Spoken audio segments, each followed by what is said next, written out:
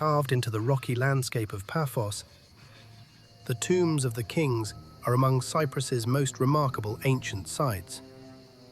Despite the name, no kings were buried here. These monumental tombs were created for wealthy officials and aristocrats more than 2,000 years ago.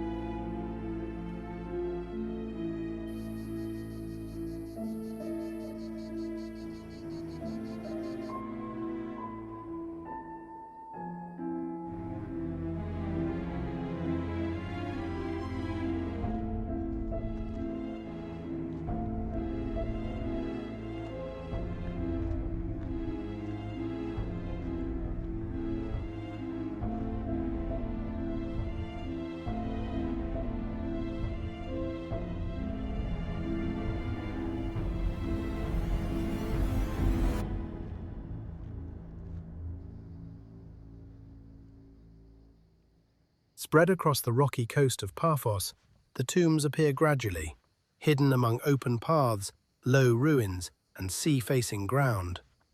It feels less like a single monument and more like an entire ancient landscape waiting to be uncovered.